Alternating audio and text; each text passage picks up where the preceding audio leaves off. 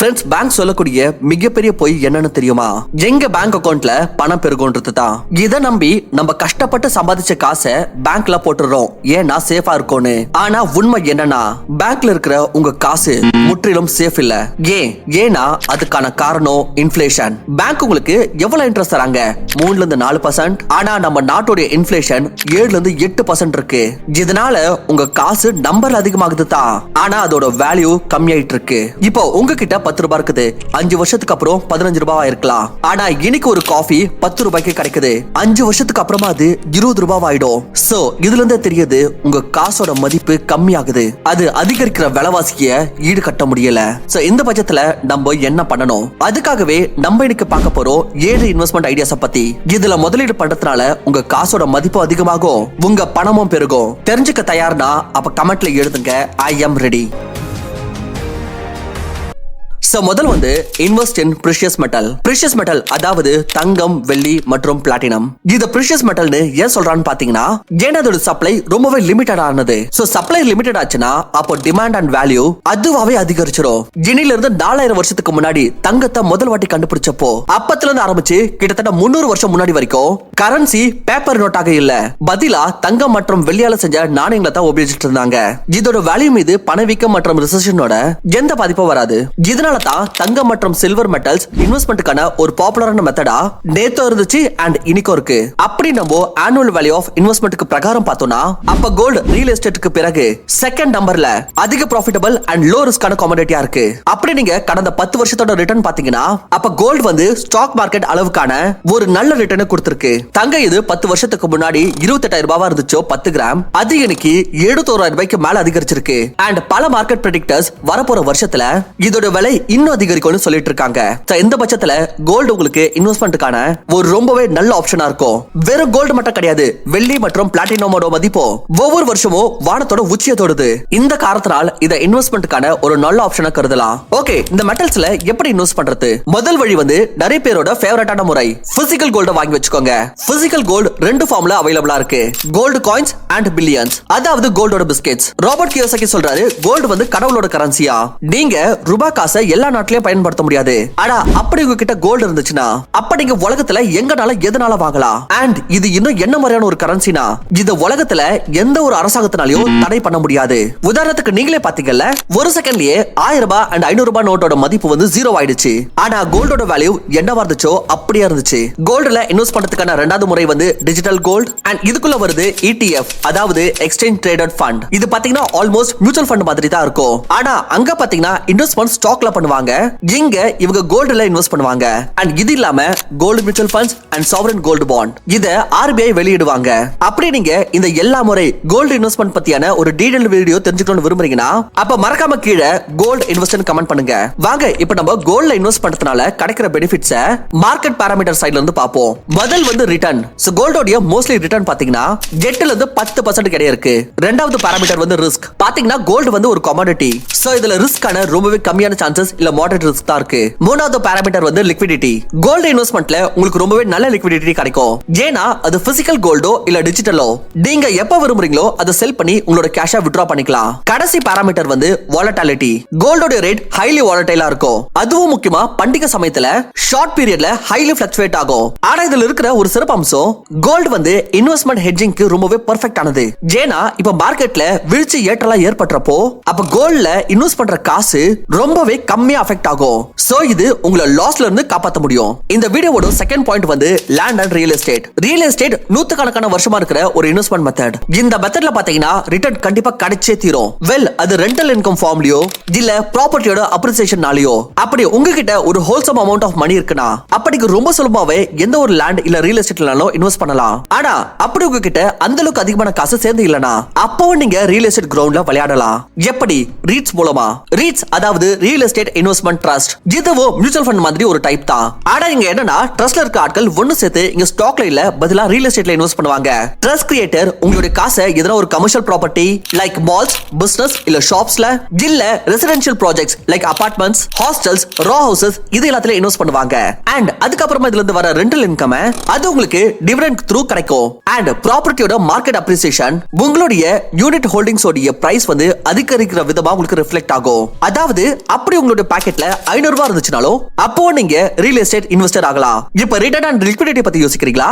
நீங்க எப்ப விரும்புறீங்களோ உங்களோட யூனிட் ஹோல்டிங்ஸ் செல் பண்ணி சுலபமா கேஷா வித்ட்ரா பண்ணிக்கலாம். நம்பர் 3 வந்து value stocks and mutual funds. நம்ம நாட்டுல நிறைய பேருக்கு ஸ்டாக் மார்க்கெட்ன்ற பேரை கேட்டாலே ஜரமே வந்துரும். ஒன்னு மக்கள் இத ரிஸ்க் நினைச்சு தொடவே விரும்ப மாட்டாங்க, இல்ல நைட்டோட நைட்டா பணக்காரனாகணும்ன்ற பேராசையில எந்த ஹோம்வொர்க்கும் பண்ணாம இன்வெஸ்ட் பண்ணி அவங்களோட எல்லா காசை இழந்துடுறாங்க. ரொம்பவே கம்மியான ஆட்கள் மட்டும் தான் இத சரியான முறையில புரிஞ்சுக்கிட்டு இன்டெலிஜென்ட் இன்வெஸ்டிங்குடன் ப்ராஃபிட் சம்பாதிக்கிறாங்க. ஸ்டாக் மார்க்கெட்ல ஆல்மோஸ்ட் கேரண்டீட் ரிட்டர்ன் அடையறதுக்கு ரெண்டு சுலபமான வழி இருக்கு, value stocks and mutual funds. Value ஸ்டாக்ஸ்னா அதாவது இந்த மாதிரியான கம்பெனிஸ்ல இன்வெஸ்ட் பண்றது எதெல்லாம் வந்து இப்போதைக்கு அண்டர் வேல்யூடா இருக்குதோ, அதாவது எதோட ஸ்டாக் பிரைஸ்ல அதோடைய இன்ட்ரின்சிக் வேல்யூ விட கம்மியா இருக்குதோ. இந்த இன்வெஸ்டிங் ஸ்டைல் எந்த பிலீஃப் மீது டிபெண்ட் ஆயிருக்குன்னு பாத்தீங்கன்னா ஸ்டாக் மார்க்கெட் வந்து எந்த ஒரு நியூஸ் மீதோ ஓவராக ரியாக்ட் பண்ணும். இதனால கம்பெனிஸ்க்கு பொட்டன்ஷியல் இருந்த பிறகும் ட்ரெண்ட் வந்து அதோட வேல்யூவை கம்மியாக்கி விட்டுடும். இது வந்து ஸ்டாக் இன்வெஸ்டர்ஸ்க்கு ஒரு டிஸ்கவுண்டட் பிரைஸ்ல வாங்குறதுக்கான ஆப்பர்ச்சுனிட்டி கொடுக்குது. லாங் டர்ம்ல இந்த ஸ்டாக்கோட வேல்யூ வந்து அதோட இன்ட்ரின்சிக் வேல்யூ இல்ல அதை விட மேல போயிடுச்சுன்னா அப்ப நீங்க அதை வித்து நல்ல ரிட்டர்னை சம்பாதிக்க முடியும். வெல், மியூச்சுவல் ஃபண்ட் நீங்க புரிஞ்சுக்கணும்னா மியூச்சுவல் கருத்தை வந்து ஒன்னா சேர்ந்து, அதாவது நிறைய பேர் வந்து ஒன்னா சேர்ந்து ஸ்டாக் மார்க்கெட்ல நிறைய காசு இன்வெஸ்ட் பண்றாங்க. இந்த பாயிண்டோட ரொம்பவே நல்ல விஷயம் என்னன்னா நீங்க ஒவ்வொரு சமயமும் ஸ்டாக் மார்க்கெட்டை பார்க்கணும்னு அவசியமே இல்ல. இதுல இருக்கிற ஃபண்ட் கிரியேட்டர் வந்து ஒரு ஃபிக்ஸட் போர்ட்ஃபோலியோ உருவாக்குவாரு அண்ட் அவரே இந்த கம்பெனிஸ் எல்லாம் இன்வெஸ்ட் பண்ணி உங்களுக்கு ஒரு நல்ல ரிட்டர்ன் வாங்கி கொடுப்பாரு. அப்படிங்க ரிட்டர்ன் பார்த்தனா உங்களுக்கு இங்க ஆன் அன் ஆவரேஜ் 12 இருந்து 15% ரிட்டர்ன் கிடைக்கும். ரிஸ்க் வந்து மாடரேட் டு ஹையாக இருக்கும். அதுவே நீங்க இன்னும் ஹை ரிஸ்க் எடுக்கணும், ஹை ரிட்டர்ன் தேவைன்னா அப்ப நீங்க உங்களுடைய போர்ட்ஃபோலியோ அலோகேஷன்ல கிரிப்டோ கரன்சியை கன்சிடர் பண்ணலாம். இந்த இயரோட டாப் 5 கிரிப்டோ பாத்தீங்கன்னா 337 to 110% வரைக்கும் ரிட்டர்ன் கொடுத்திருக்கு. சோ உங்க டோட்டல் இன்வெஸ்ட்மென்ட் போர்ட்ஃபோலியோல 1 to 2% நீங்க கிரிப்டோல இன்வெஸ்ட் பண்றதையும் கன்சிடர் பண்ணலாம். இங்க ரொம்பவே கம்மியான அசெட் அலோகேட் பண்ண சொன்னதுக்கான காரணம் என்னன்னு பாத்தீங்கன்னா கிரிப்டோ மார்க்கெட் வந்து ரொம்பவே வாலடைலா இருக்கும். அண்ட் இன்னொரு விஷயம் வந்து நீங்க இதுல புதுசா இன்வெஸ்ட் பண்றீங்க. இப்போ எனக்கு கிரிப்டோ மார்க்கெட் பத்தி அவ்வளவா தெரியாது, எனக்கு இத பத்தி ரொம்ப நாலேஜ் இல்ல அண்ட் இது ரொம்பவே ரிஸ்க்னு நினைச்சீங்கன்னா அப்ப நீங்க கிரிப்டோல இன்வெஸ்ட் பண்றதுக்கான CoinSwitch ஆப்ல ஸ்மார்ட் இன்வெஸ்ட்மென்ட்னு ஒரு புது ஃபீச்சர் இருக்கு. இதுல ஒரு ஆக்டிவ் மேனேஜர் வந்து கிரிப்டோல நடக்கிற அப் அண்ட் டவுன் ஸ்விங்ஸை கரெக்ட்டா கேப்சர் பண்ணி கிட்டத்தட்ட சொல்ல போனா ஒரு மியூச்சுவல் ஃபண்ட் மாதிரியே நம்ம இன்வெஸ்ட் பண்ற அமௌண்ட்டை வந்து ட்ரேட் பண்ணி நமக்கு ஒரு நல்ல ரிட்டர்ன்ஸ் ஜெனரேட் பண்ணி தரதா சொல்றாங்க. சோ 2 crore யூசர் உள்ள இந்த CoinSwitch ஆப்பை டவுன்லோட் பண்ணி ஓபன் பண்ணீங்கன்னா கீழ ப்ரோ மோடுக்கு ஸ்விட்ச் பண்ற ஆப்ஷன் இருக்கும். இதோட ப்ரோ மோடுக்கு ஸ்விட்ச் ஆகி இதுல இருக்கிற ஸ்மார்ட் இன்வெஸ்ட் ஆப்ஷனை சூஸ் பண்ணீங்கன்னா அல்கோரிதம்ஸை யூஸ் பண்ணி ஆக்டிவா ட்ரேட் பண்ற டாப் கிரிப்டோ ட்ரேடர்ஸோட பெர்ஃபார்மன்ஸ்லாம் உங்களுக்கு லிஸ்ட் ஆகும். உங்களுக்கு எது சரின்னு படுதோ அதை நீங்க செலக்ட் பண்ணி ப்ராஃபிட் ஷேரிங் அக்ரிமெண்ட்டை நீங்க டிசைட் பண்ணீங்கன்னா அதுக்கு தகுந்த மாதிரி நீங்க பண்ற இன்வெஸ்ட்மென்ட்க்கு ஃபுல் டிரான்ஸ்பரன்சியோட அதோட ஸ்டேட்டஸ் வந்து அப்டேட் ஆயிட்டு இருக்குன்னு சொல்றாங்க. இப்போ ஒரு 30 டேஸ்க்கு CoinSwitch வந்து 0 ஃபீஸ் அண்ட் 1% கேஷ்பேக் தரதா சொல்றாங்க. CoinSwitch வந்து இவங்க மேனேஜ் பண்ற அசெட்ஸோட சேஃப்டிக்காக FIU லயும் ரெஜிஸ்டர் பண்ணிருக்காங்க. இவங்க எந்த அளவுக்கு அசெட்ஸ் ஹோல்ட் பண்றாங்கன்றது அவங்களோட வெப்சைட்ல லிஸ்ட் பண்ணிருக்காங்க. அவங்களோட வெப்சைட்ல இருக்கிற இன்ஃபர்மேஷனுக்கு படி டோட்டலா அவங்க கிட்ட 3500 crores கிரிப்டோ ஹோல்டிங்ஸ் இருக்கிறதாவும் அண்ட் அப்ராக்சிமேட்டா 2700 crores கஸ்டமர்ஸ் உடைய ஹோல்டிங்ஸ் இருக்கிறதா சொல்றாங்க. இப்போ இதுல முதல் 15 நாட்களுக்கு பாத்தீங்கன்னா இவங்க எக்ஸ்சேஞ்ச் மூலமா ஃபியூச்சர் ட்ரேடிங்ல 100% ஃபீஸ் ரீஃபண்ட் பண்றதாகவும் அண்ட் 25x லிவரேஜ் கொடுக்கறதா சொல்றாங்க. அதாவது நீங்க 1000 ரூபாய் வச்சு ட்ரேட் பண்றீங்கன்னா உங்களுக்கு 25000 ரூபாய் வரைக்கும் லிவரேஜ் கிடைக்கும். சோ ஆல்ரெடி நீங்க கிரிப்டோ மார்க்கெட்ல ட்ரேடிங்ல இன்வெஸ்டிங் பண்ணிட்டு இருக்கீங்கன்னா இல்ல இத பத்தி இப்பதான் ஃபர்ஸ்ட் கேள்விப்பட்டீங்கன்னா இத பத்தி டீடைல்ஸ் தெரிஞ்சுக்கணும்னு விரும்புறீங்கன்னா அப்போ இந்த ஆப்பர்ச்சுனிட்டியை நீங்க யூஸ் பண்ணிக்க டிஸ்கிரிப்ஷன்ல இருக்கிற லிங்க்ல இருந்து CoinSwitch ஆப்பை செக் பண்ணி பாருங்க. இந்த வீடியோவோட அடுத்த பாயிண்ட் வந்து investment in industrial commodities and raw material. Gold இல்லாமலும் இன்னும் பல மெட்டல்ஸ் லைக் காப்பர், கோபால்ட், அலுமினியமும் ரொம்பவே உபயோகமானது. ஏகப்பட்ட இண்டஸ்ட்ரியல் ப்ராடக்ட்ஸ்ல இதோட ரொம்பவே இம்பார்ட்டன்ட் ரோல் இருக்கு. உதாரணத்துக்கு காப்பர் வயர் எலக்ட்ரிக் அப்ளையன்சஸ் மேனுஃபேக்சர்ல ரொம்பவே உபயோகமா இருக்குது. அதுவே கோபால்ட் எலக்ட்ரிக் வெஹிக்கிள்ஸ் உடைய பேட்டரி உருவாக்கத்துல உபயோகமாகுது. இப்போதைக்கு பாத்தீங்கன்னா இதோட டிமாண்ட் ரொம்பவே அதிகமாயிடுச்சு. இதே மாதிரியே சிலிகான் மாதிரியான ரா மெட்டீரியல்ஸ் உடைய டிமாண்டும் டெக்னாலஜி அண்ட் ஆட்டோமொபைல்ஸோட வளர்ச்சி கூட பூம் ஆயிட்டு இருக்கு. காப்பர் இது சில வருஷத்துக்கு முன்னாடி 100 ரூபாய் கிலோ இருந்தது. ஆனா அதே இன்னைக்கு 1000 ரூபாய் கிலோ, அதாவது 10 மடங்கு ப்ராஃபிட். இதே மாதிரியே 2012ல கோபால்ட் $20,000 பர் டன் இருந்துச்சு அண்ட் 2022ல அது $40,000 வரைக்கும் போயிடுச்சு. சோ இதுல இருந்து சொல்லலாம் இண்டஸ்ட்ரியல் ரா மெட்டீரியலும் உங்களுக்கு ஒரு நல்ல ப்ராஃபிட் கொடுக்க கூடும். ஆனா ஒரு சின்ன பிரச்சனை என்னன்னா அது அப்படியே நீங்க பிசிக்கல் ஃபார்ம்ல இதை வாங்கி வச்சீங்கன்னா அப்ப ஸ்டோரேஜ் ப்ராப்ளம் கண்டிப்பா வரும். அண்ட் கூடவே இதோட பையர்ஸ் அண்ட் செல்லர்ஸ் வாங்குறதோ நம்மள மாதிரியான சாதாரண ஆட்களுக்கு அவ்வளவு சுலபம் கிடையாது. சோ ரா மெட்டீரியல்ல இன்வெஸ்ட் பண்றதுக்கான இரண்டாவது வழி வந்து மைனிங் கம்பெனிஸ்ல இன்வெஸ்ட் பண்றது. டஸ்போர்ட் ஃபீடிங் உங்களுக்கு பண்ண போறதில்ல, நீங்களே நல்ல சிறப்பான மைனிங் கம்பெனிஸா பார்த்து கண்டுபிடிங்க. நம்பர் 5 வந்து சேஃப் ஹேவன் கரன்சிஸ். அரசியல்வாதியோ இல்ல நடிகரோ இல்ல விஜய் மாலியானாலும் சரி இல்ல நீரவ் மோடி எல்லார்கிட்டயும் ஸ்விஸ் அக்கவுண்ட் கண்டிப்பா இருக்கும். நீங்க எல்லாருமே எப்படி யோசிச்சு பார்த்திருக்கீங்களா? இவங்க எல்லாருமே ஸ்விஸ் பேங்க்ல ஏன் அக்கவுண்ட் ஓபன் பண்றாங்கன்னு? இதுக்கான இதுக்கான ஒரு காரணம் வந்து சுவிட்சர்லாந்தோட கரன்சி. அது ஏன் வாங்க தெரிஞ்சுக்கலாம். நீங்க சேஃப் ஹேவன் கரன்சி பத்தி கேள்விப்பட்டிருக்கீங்களா? யாரெல்லாம் கொஞ்சம் வித்தியாசமா சேஃப் இன்வெஸ்ட்மெண்ட் பண்ணணும்னு விரும்புறாங்களோ அவங்களுக்கு எல்லாம் சேஃப் ஹேவன் கரன்சில இன்வெஸ்ட் பண்றது ஒரு நல்ல ஆப்ஷன். வெல், விஷயம் என்னன்னா உலகத்துல சில நாடுகள்ல ஜியோபொலிட்டிக்கல் ஸ்டெபிலிட்டி ரொம்பவே சரியா இருக்கும். அங்க உலகத்திலேயே ரொம்பவே ஸ்டேபிளான எக்கனாமிக் சிஸ்டம் இருக்கும். அங்க இருக்கிற கரன்சி கிரைசிஸோட சமயத்திலயோ அதோட வேல்யூவை இழக்காது. இன்ஃபேக்ட் பல வாட்டி கிரைசிஸோட சமயத்துல அதோட வேல்யூ இன்னும் அதிகமாயிடும். இந்த மாதிரியான கரன்சிஸ சேஃப் ஹேவன் கரன்சிஸ்னு சொல்லுவாங்க. For example Swiss franc, US dollar, Japanese yen இல்ல பிரிட்டிஷ் யூரோ.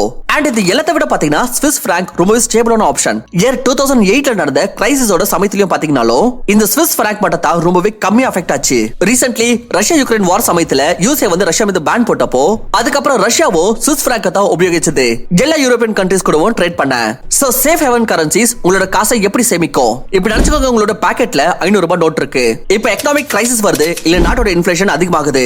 சோ அப்போ உங்களுடைய 500 ரூபாய் நோட்டோட வேல்யூ 350 ரூபாய்க்கு பக்கத்துல வந்துரும். ஆனா அதே காசை நீங்க எக்ஸ்சேஞ்ச் பண்ணி ஸ்விஸ் பிராங்காக சேவ் பண்ணி வச்சிருந்தீங்கன்னா அப்போ 5 வருஷத்துக்கு அப்புறம் நீங்க எக்ஸ்சேஞ்ச் பண்றப்போ உங்களுக்கு அதே 500 ரூபாய் இல்ல 1000 ரூபாய் ஏன் இதை விட அதிகமா கூட ஆகலாம். இது எப்படி ஏற்பட்டது? அது எப்படி ஆச்சுன்னா கிரைசிஸ் அண்ட் இன்ஃப்ளேஷன் சமயத்துல ஸ்விஸ் பிராங்கோட வேல்யூ வந்து அதிகமாயிட்டு இருக்கும், ஆனா ருபீஸோடது கம்மியாயிட்டு இருக்கும். ஆனா நீங்க இந்த கரன்சிஸ்ல எப்படி இன்வெஸ்ட் பண்ணுவீங்க? இப்ப யாரால நினைச்ச ஸ்விஸ் பேங்க்ல போய் அக்கவுண்ட் ஓபன் பண்ண முடியாது. சோ இதுக்காக நீங்க கரன்சி ETF இல்ல ஃபாரெக்ஸ் ட்ரேட்ல இன்வெஸ்ட் பண்ணலாம். எந்த ஒரு பிளாட்ஃபார்ம்லயும் இன்வெஸ்ட் பண்றதுக்கு முன்னாடி அதை பத்தி நீங்க நல்லா செக் பண்ணிக்கோங்க. அதுக்கு இணைந்த ரெகுலேஷன்ஸ் கண்டிப்பா படிங்க அண்ட் மினிமம் அமௌண்ட்டுடன் ட்ரேடிங் ஆரம்பிங்க. கரன்சி ட்ரேடிங்கோட ரொம்ப நல்ல விஷயம் என்னன்னா அதோட லிக்விடிட்டி. நீங்க எப்ப தேவைனாலும் காசு அவசியம் ஏற்படுறப்போ ரொம்ப சுலபமா வித்ட்ரா பண்ணிக்கலாம். அண்ட் ரெண்டாவது நல்ல விஷயம் வந்து லெஸ் வாலட்டிலிட்டி. அதாவது இதோட பிரைசஸ் வந்து ரொம்ப அதிகமா ஃபிளக்சுவேட் ஆகாது. ஒரு லாங் டைம் வரைக்கும் பாத்தீங்கன்னா சேமா இருக்கும். இந்த மாதிரி சேஃப் ஹேவன் கரன்சிஸ் வாலடைல் மார்க்கெட்ல உங்களுடைய காசை சேஃபா வச்சுக்கிறதுக்கான ஒரு ரொம்ப நல்ல முறை. Number 6 sovereign guarantee. ஃப்ரெண்ட்ஸ், அதுக்கு முன்னாடி நீங்க இந்த வீடியோல இருந்து நல்ல இன்ஃபர்மேஷன்ஸ் கத்துக்கிறீங்கன்னு நினைக்கிறீங்கன்னா அப்ப நம்மளோட சேனலுக்கு இப்போ சப்ஸ்கிரைப் பண்ணி எங்களுக்கு சப்போர்ட் பண்ணுங்க. இது உங்களுக்கு ஃப்ரீ ஆஃப் காஸ்ட், பட் எங்களுக்கு ரொம்ப யூஸ்ஃபுல்லா இருக்கும். அப்படி எதனா ஒரு பாலிசி எடுக்கணும்னு வந்துச்சுன்னா இன்னைக்கு நம்ம நாட்டுல பாத்தீங்கன்னா எல்லாருக்கும் LIC பேர் தான் முதல்ல ஞாபகத்துக்கு வரும். உங்களுக்கு தெரியுமா ஏன்னு? ஏன்னா LIC கிட்ட சாவரன் கேரண்டி இருக்கு. இப்போ இந்த சாவரன் கேரண்டினா என்ன?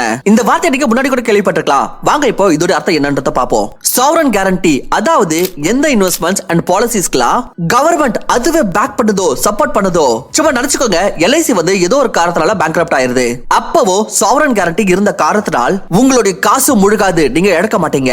LIC பாண்ட்ஸ்ல முதலீடு பண்ண உங்களோட காசு பிளஸ் பெனிஃபிட்ஸ் LIC உங்களுக்கு ப்ராமிஸ் பண்ணுச்சு. வெல், அது மெச்சூரிட்டி பெனிஃபிட்டோ ஹெல்த் பெனிஃபிட்டோ இல்ல டெத்ல கிடைக்கக்கூடிய அமௌண்ட், இது எல்லாத்தையும் இந்திய அரசாங்கம் அதுவே கொடுக்கும். அதுவே நீங்க பிரைவேட் பாண்ட்ல இன்வெஸ்ட் பண்ணீங்கன்னா அப்ப பேங்க் முழுகிறப்போ அப்ப உங்களுடைய காசை முழுகிடலாம். இதனால தான் LICயோட பிரீமியம் இவ்வளவு விலை அதிகமா இருந்த பிறகும் அது பாலிசி மார்க்கெட்டோட 70% கண்ட்ரோல் பண்ணுது. நம்மளோட நாட்டுல பல சாவரன் கேரண்டி இன்வெஸ்ட்மெண்ட்ஸ் இருக்கு. லைக் உதாரணத்துக்கு government back bonds, treasury bonds, sovereign gold bonds, sovereign guarantee policy like LIC மாதிரி, கவர்மெண்ட் ஸ்கீம்ஸ் மாதிரி NSC அதாவது national saving certificate, PPF and Sukanya Samriddhi and post ஆபீஸோட பல ஸ்கீம்ஸ். ஃப்ரெண்ட்ஸ், அப்படி நீங்க போஸ்ட் ஆபீஸ் ஸ்கீம்ஸ் இல்ல கவர்மெண்டோட இன்னும் பல ஸ்கீம்ஸ் பத்தி தெரிஞ்சுக்கணும்னு விரும்புறீங்கன்னா அப்ப கீழே டாப் 5 கவர்மெண்ட்னு கமெண்ட் பண்ணுங்க. நான் உங்களுக்கு 5 பெஸ்ட் கவர்மெண்ட் ஸ்கீம்ஸ் பத்தி சொல்றேன். ஆனா லோ ரிஸ்கா இருக்கிற காரணத்தால இதோட ரிட்டர்ன்ஸும் பிரைவேட் பாண்ட்ஸோட கம்பேரிசன்ல கம்மியா இருக்கும். இது ஆல்மோஸ்ட் உங்களுக்கு 7 to 9% ரிட்டர்ன் கொடுக்குது. அண்ட் கூடவே இதோட லிக்விடிட்டியும் ரொம்பவே கம்மி. அதாவது உங்களுடைய காசு கொஞ்சம் காலத்துக்கு லாக் ஆயிடும், உங்களால வெளிய எடுக்க முடியாது. நம்பர் 7 வந்து கலெக்டபிள்ஸ். கலெக்டபிள்ஸ் அதாவது பொருட்கள் இதெல்லாம் உலகத்துல ரொம்ப கம்மியா இருக்கும். உதாரணத்துக்கு விண்டேஜ் கார்ஸ், லிமிடெட் எடிஷன் பொருட்கள், பழைய காயின்ஸ், ஸ்டாம்ப்ஸ்ல இருந்து பெயிண்டிங்ஸ் அண்ட் கார்ட்ஸ் வரைக்கும் எல்லாமே கலெக்டபிள்ஸ்க்கு உள்ள வரும். இது எப்படி உங்களுக்கு காசு சம்பாதிச்சு கொடுக்கும்? அது எப்படின்னா ஆசை பெரிய விஷயம். உலகத்துல பல பேர் கலெக்டபிள்ஸ் குறித்து எவ்வளவு பைத்தியமா இருக்காங்கன்னா அவங்க நம்ம கேட்ட விலையை கொடுக்கிறதுக்கு பைத்தியமா இருப்பாங்க. உதாரணத்துக்கு லியோனார்டோ டா வின்சியோட கான்ட்ரோவர்ஷியல் பெயிண்டிங் மண்டி தி சேவியர் ஒரு ஆக்ஷன்ல $450 மில்லியன் விற்கப்பட்டது.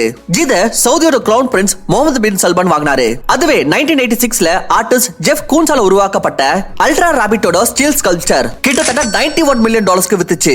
சோ எப்ப எங்க எந்த கலெக்டபிள்ஸ் எவ்வளவு காசுக்கு விற்கப்படும் இத கணிக்கிறது கொஞ்சம் கஷ்டம். இது எந்த ஒரு கலெக்டபிள்ஸையும் வாங்கக்கூடியவருடைய கண்ணோட்டத்தை பொறுத்து தான் இருக்கு. அவருக்கு எவ்வளவு பிடிக்குதோ அதுதான் அந்த பிரைஸை டிசைட் பண்ணும். இந்த மாதிரி பல கலெக்டபிள்ஸ் இருக்கு. அதோட பிரைஸ் எவ்வளவு பழசா ஆகுதோ அந்த அளவுக்கு அதிகரிச்சுட்டே இருக்கும். ஃபார் எக்ஸாம்பிள் டைட்டானிக் ரிலேட்டடான கலெக்டபிள்ஸ்க்கு வந்து உலகத்துல மக்கள் பைத்தியமா இருக்காங்க. அண்ட் இது ரொம்ப நல்ல விலையில விற்கப்படும். வெல் பாத்தீங்கன்னா மக்கள் கலெக்டபிள்ஸ் ஷோ ஆஃப்காக வாங்குவாங்க. ஆனா நீங்க கலெக்டபிள்ஸ் இந்த மோட்டிவுடன் இத வாங்கி அதிக பிரைஸ்ல விற்க போறீங்கன்னா அப்ப இத கலெக்டபிள்ஸ் இன்வெஸ்டிங்னு சொல்லுவாங்க. ஒரு பிரச்சனை என்னன்னா கலெக்டபிள்ஸ் வாங்குறதுக்கோ அதை வச்சிருக்கிறதுக்கோ எக்கச்சக்கமான காசு செலவாகும். ஆனா இதுக்கானவும் ஒரு சொல்யூஷன் இருக்கு.